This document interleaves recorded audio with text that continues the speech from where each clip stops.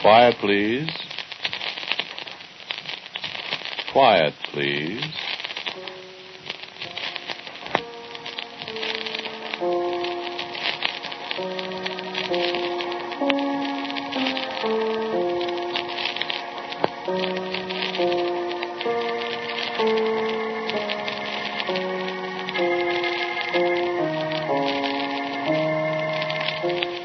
The American Broadcasting Company presents Quiet, Please, which is written and directed by Wyllis Cooper, and which features Ernest Chappell. Quiet, Please for today is called If I Should Wake Before I Die.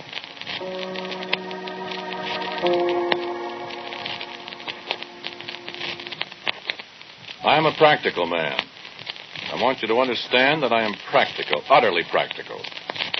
That I believe nothing that cannot be proved beyond the shadow of a doubt. I know that men live because the lives of many of them impinge on me, who also live. I believe that they die because I've seen them die. Beyond that, there is nothing of life or death that can be proved to myself. Neuritis, lumbago, and bursitis. That's because Sural tablets work on a correct scientific principle in the treatment of these ailments. So, the abiding interest is knowledge, pure knowledge. I've devoted most of my 47 years to its pursuit. The application of the knowledge I gain is a small moment to me. I may say that it's of no moment whatever. The experiment, the deduction and proof of new natural laws is the be-all and the end-all, as I believe the poets put it. And their application is not my province. Don here does not share my opinion. Don's interest is in the applications of the laws that I and others have discovered and proved. You don't care, Dr. Anderson, whether 1 million men and women die as the result of the application of your discoveries? It is a matter of no interest whatever to me, Don. I wonder if you really mean that. I mean it.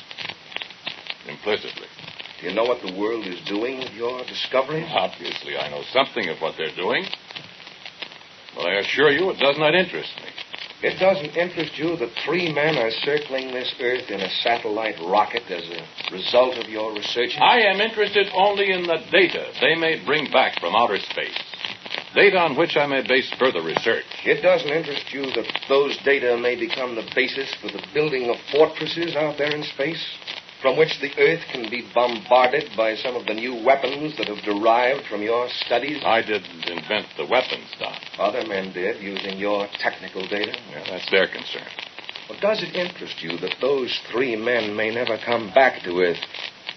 That they may be facing a horrible death out there 700 miles away from this Earth, alone out there in the dark? I have no time to contemplate their troubles, Don. You sent them there? I did not.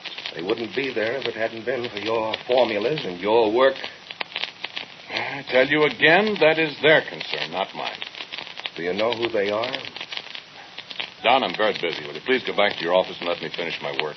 Ernst Macy and Dan Seymour. Please go away. And your brother. My brother? Your kid brother, Edward. Will you hand me that slide rule, please? Will you listen to me? The other one, please. Dr. Anderson, I tell you that... I'll answer. Yes. Oh, this is Don, Major. When? You sure? Yes, he's here. No, I don't think so. I'll tell him. Yeah. Thanks. Dr. Anderson. Well? That was Major Hilton over at the center. They had another message from the satellite rocket at 14:55. From your brother, Edward. What did you say? From 700 miles out in space. From a rocket that's been circling the Earth for 3 months now, alone out there in the cold void, with such a little hope of ever coming back to warmth and light and friends. From the dark and the cold. What are you talking about? Your brother Edward. He's dead. Somewhere out there in space, he's dead. Do you hear me? sent you a message. He died before he finished it. Tell my brother, he said. Tell my brother if I should wake before I die. And he died before he finished it. Do you know what that means? Do you hear me? Your brother! Just hand me that notebook there, will you? No, the one with the brown cover. Thanks.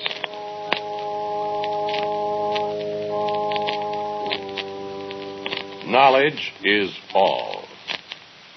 The application of the knowledge is unimportant, unless it leads to further knowledge. I have no theories of life or death or of creation. Explanation or the attempt at explanation is futile and unnecessary. There are no secrets of life or death. They're chemical processes peculiar to man. They exist, and that's all. Perhaps someday I or one of my colleagues will discover the principles of this living and dying. But there's a long, long apprenticeship ahead of us before we can turn to that phase of science. And in the meantime, there are problems to be solved, answers to be proved. And it's of no importance what temporary use is made of the results of our researches. The space rocket would have been useful, no doubt, in charting the effects of cosmic radiation. But it's gone. We must dismiss it as an expedient that fails. Knowledge. Knowledge is the goal. All else is unimportant. Never forget that. It's worth any price. Doesn't it depend just a little, Dr. Anderson, on who pays the price? What? The ones who die in the search? Well, as long as the important ones don't die, the price is reasonable. Who is to decide which are the unimportant ones? I am important. Yes, to yourself. To the world. The others are important to the world, too. Nonsense. There wouldn't be any world without them, Doctor. Well, in that sense... People like your brother. He was dispensable to science. To you, personally? Are you implying that I didn't love my brother? Am I? I did. I wonder.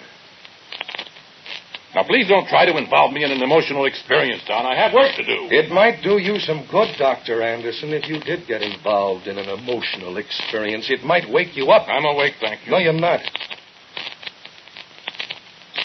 Kindly explain what you mean by that. No.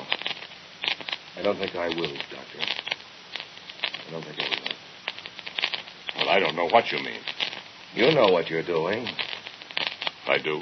You know that the application of your research and experiment is producing the most frightful weapons the world has ever seen. That's not my fault. That's application again. Well, they wouldn't exist without what you know, what you've proved. In that case, I am only helping my country. That's what the others say. What others? The other scientists in other countries. They're helping their countries, too. Well, that's their privilege. You realize that you and the others are distilling destruction for the whole world, don't you?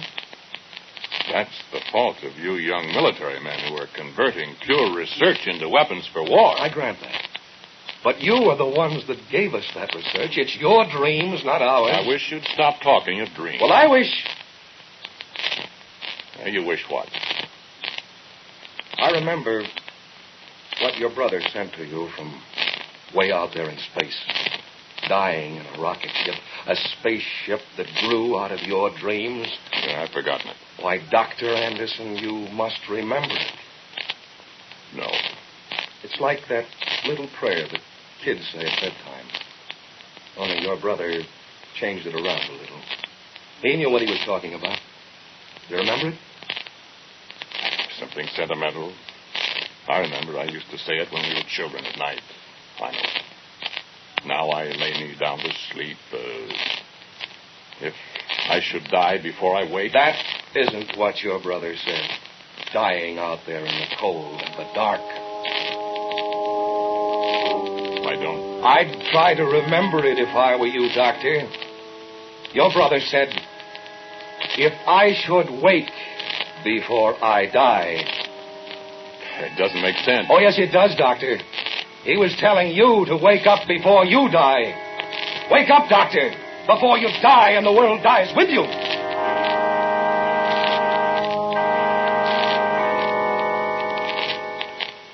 There is nothing I can do.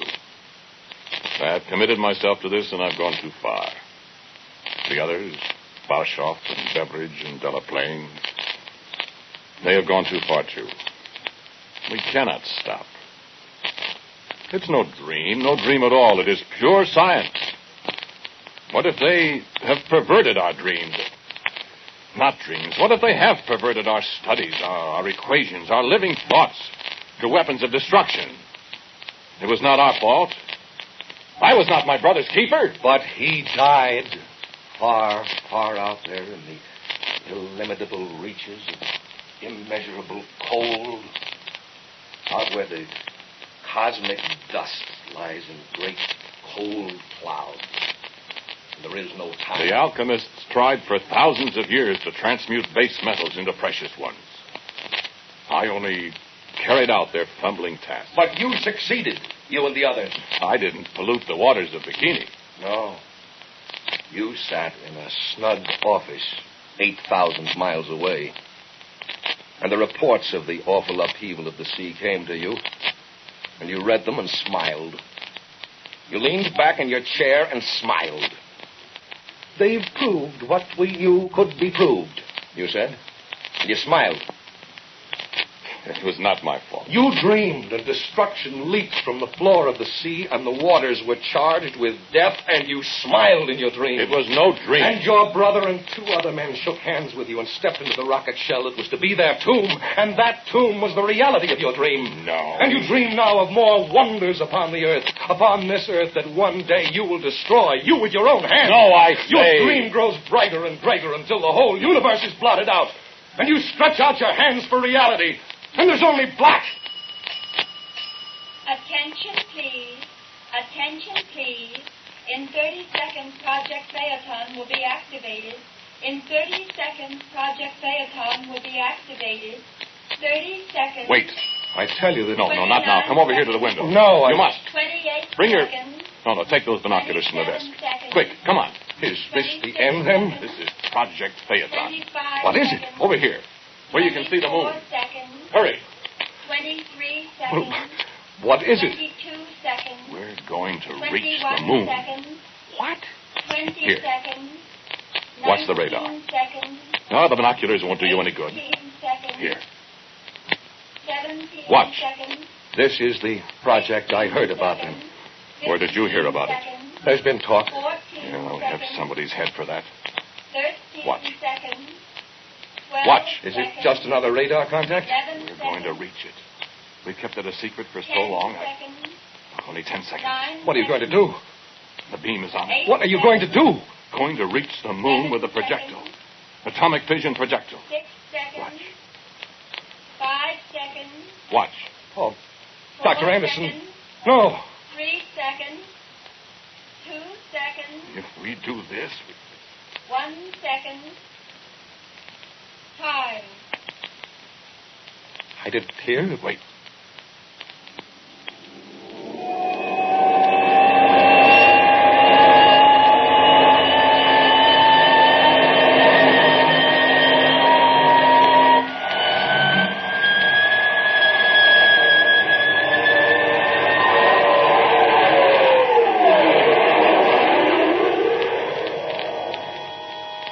They're on the way. It took a little time for the sound to reach us. Now watch. Watch. 240,000 miles. Watch. Watch the radar. What will happen? An explosion we can see with the radar, I hope. It's nearly there now. A second or two. Dream goes on. Look.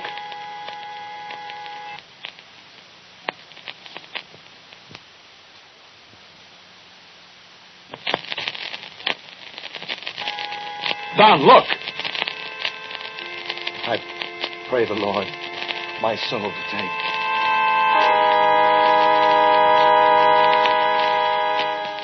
One does not always accurately foresee the results of a projected experiment.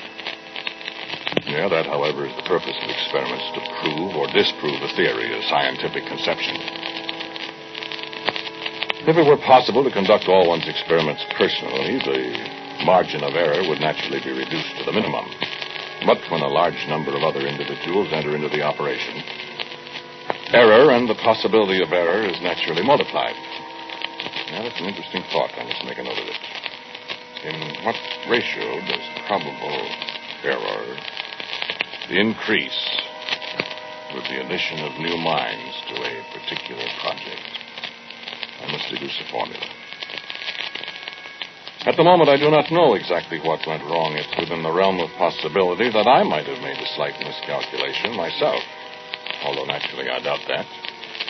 It's possible that fissionable material reacts with greater celerity where atmosphere, as we know it, is lacking.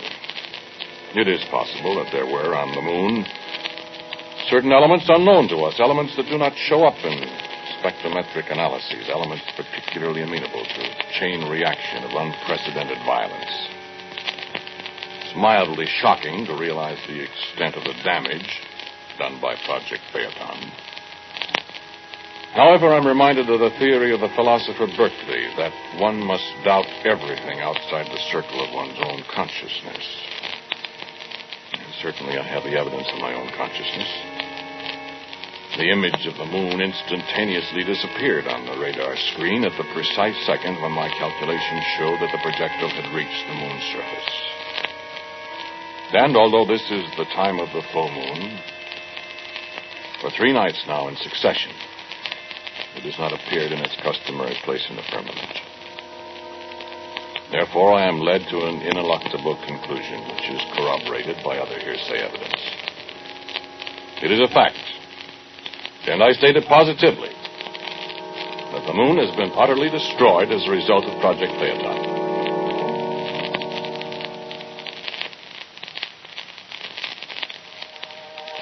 Never again the sweet moonlight of the lovers. Nevermore the harvest moon rising above the hills on an October night. But science is vindicated. Science has done it. Pure science went into the calculations, the great thinking machines ground and chattered, and the data poured out. The data that I alone knew would come. Equations no human mind could imagine. Beautiful, pure, mathematical thoughts far beyond the conception. Far beyond the conception of the ones who die. Calculations of mass and energy and the cosmic movements of all the planets. Allowances for the gravitation of stars 40 light years away. Corrections for the rotation of the Earth. The absolute cold of 240,000 miles of space. Pinpointed on the great crater of Copernicus. That man has gazed on and pondered since the world began, and that no man shall ever see again. The hand of man has reached out into space and found a target. Pure thought that sought out the farthest reaches of a mind that devised the weapon. And in every harbor of the world, the tides rushed out, and the very floor of the sea was plain to human eyes for one last look.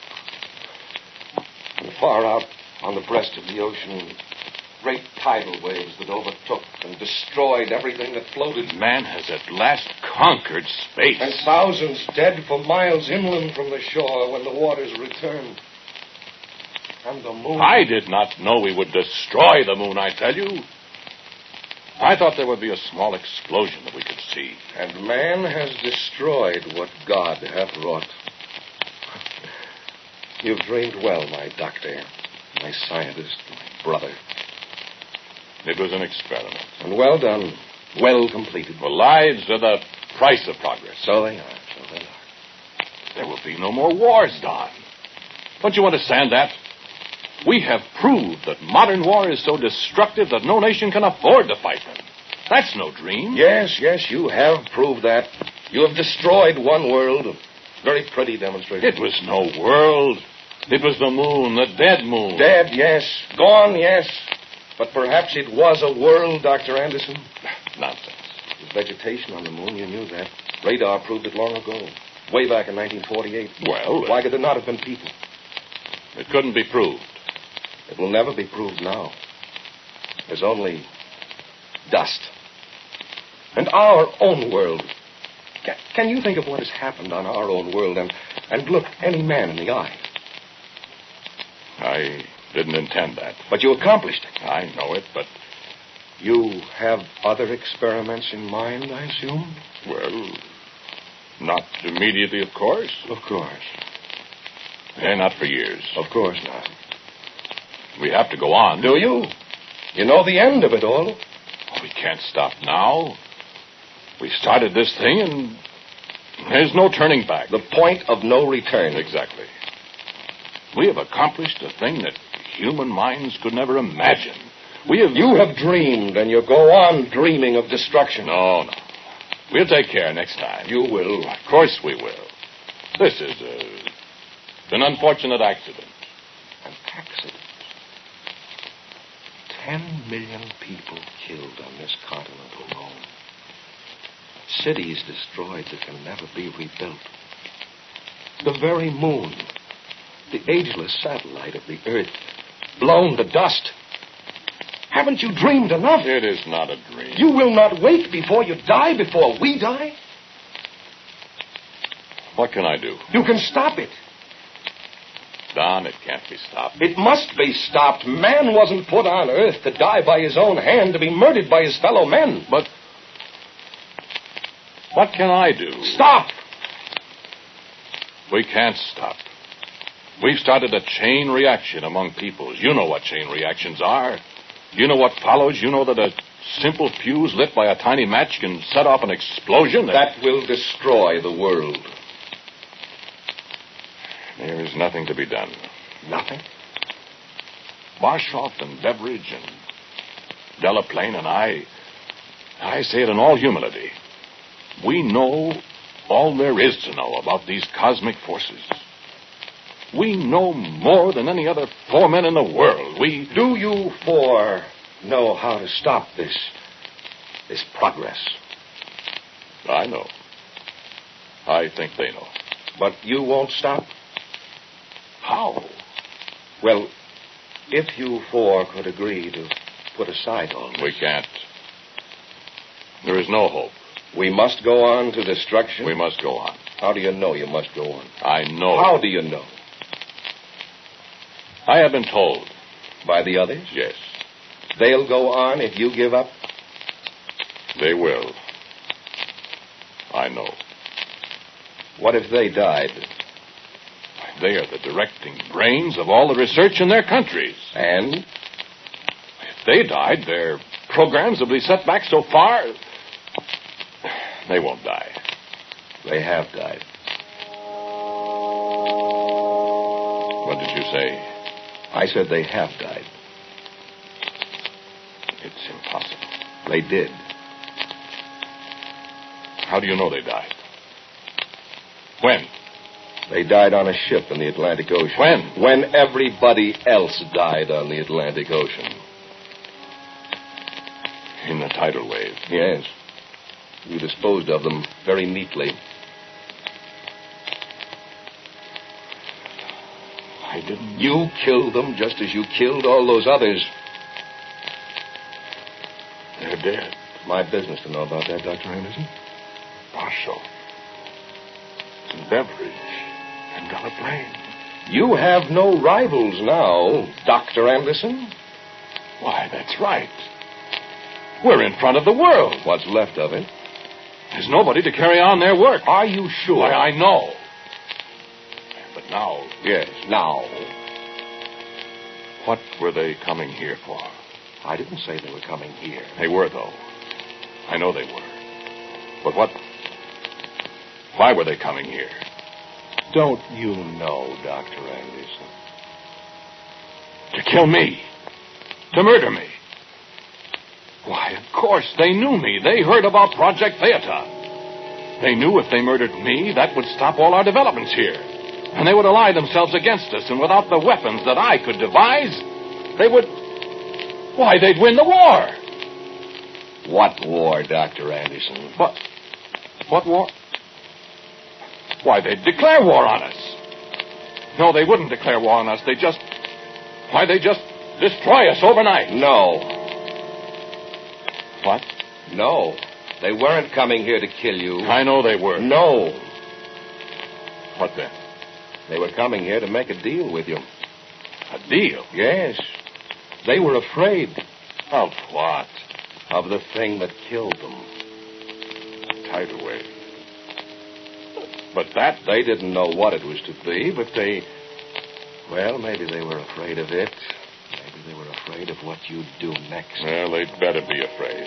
Oh, they're not anymore. They're dead. Oh, yes, that's right. Well... Remember what your brother said?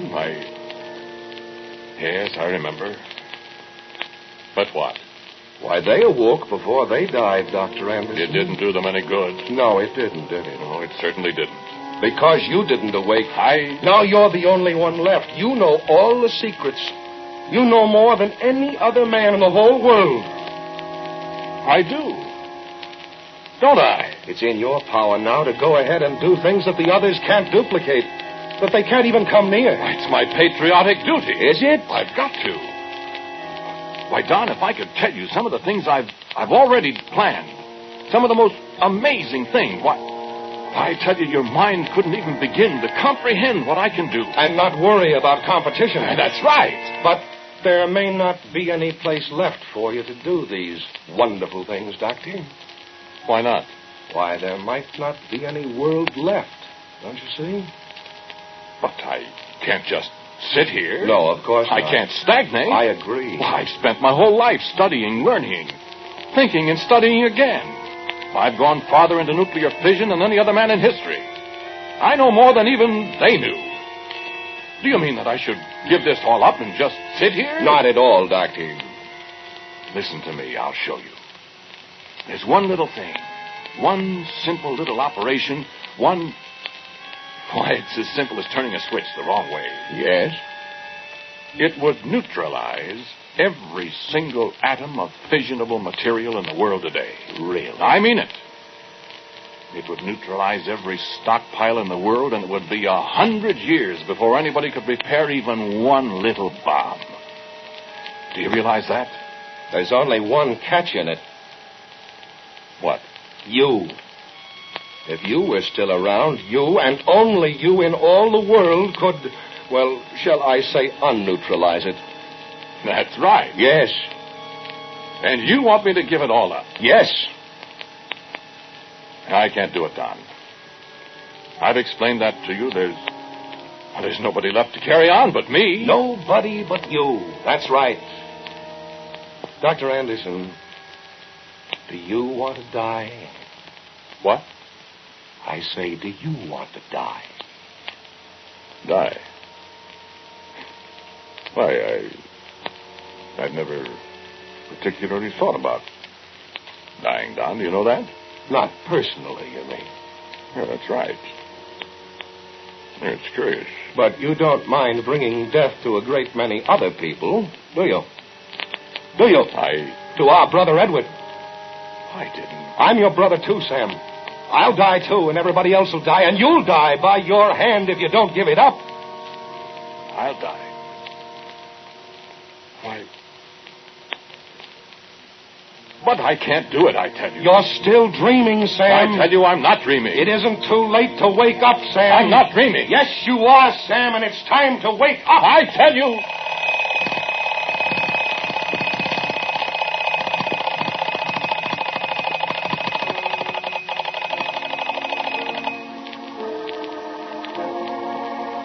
The title of today's Quiet Please story is If I Should Wake Before I Die.